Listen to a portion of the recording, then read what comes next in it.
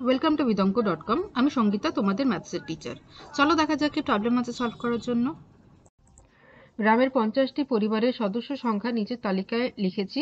পরিবারের সংখ্যা, সদস্যের সংখ্যা আর পরিবারের সংখ্যা দেওয়া আছে। ওই 50টি পরিবারের গড় সদস্যের সংখ্যা কল্পিত গড় পদ্ধতিতে লিখি। আচ্ছা, তাহলে দেখো সদস্য দেওয়া আছে, এটা গ্রুপড ডেটা নয়, আনগ্রুপড ডেটা। আনগ্রুপড ডেটার ক্ষেত্রে আমাদেরকে বের করতে হবে সদস্য সংখ্যা, যেটা হচ্ছে xi। আচ্ছা, নেক্সট হচ্ছে পরিবারের সংখ্যা,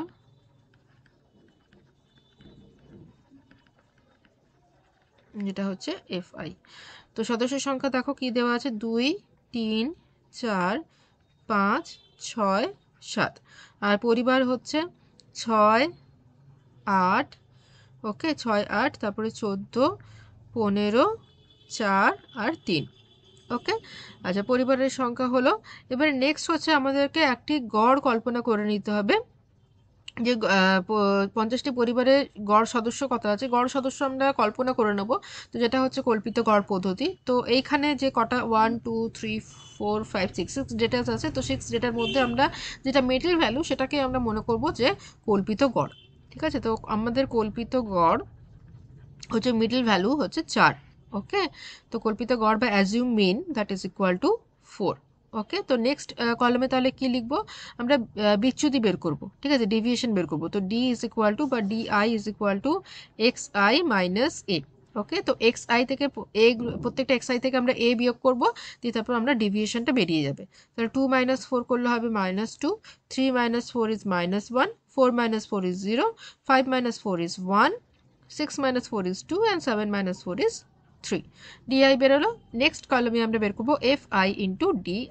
ওকে, তো fi এর সাথে di টা গুণ করব। তো তাহলে 6 ইন্টু -2 করলে হবে -12, দেন 8 ইন্টু -1 ইজ -8, দেন 0, 15 একে 15, 4 2 8 আর 3 3 9। ওকে, বেরিয়ে গেল এগুলো। নেক্সট আমরা কি করব, আমরা সামেশন অফ fi বের করি। এখানে সামেশন অফ fi বলেই দিয়েছে 50টি পরিবার, তো যোগ করলে 50 আসছে। আর এখানে সামেশন অফ fi di যদি করো, তো এটা আসছে আমাদের -12 আর -8কে যদি করো তাহলে আসবে -20। তাহলে 15 -20 করলে আসবে -5, 8 -5 করলে আসছে 3, তো 3 প্লাস 9 করলে আসছে 12। ঠিক আছে, তো এটা আসছে 12। ওকে, দেন গড় কত হবে আমাদের, গড় হবে অ্যাজিউম মিন যেটা ধরেছি তার সাথে এইটা fi di by summation of fi টা যোগ হয়ে যাবে। তো অ্যাজিউম মিন ছিল 4, তো 4-এর সাথে যোগ হচ্ছে 12/50। ঠিক আছে, 12/50 করলে আসছে 0.24, তাহলে আসছে 4.24। ঠিক আছে, তাহলে 50টি পরিবারের গড় সদস্যের সংখ্যা হচ্ছে 4.24। Okay, so this is the final answer. আমি এই জায়গাটা ইরেজ করে দিই।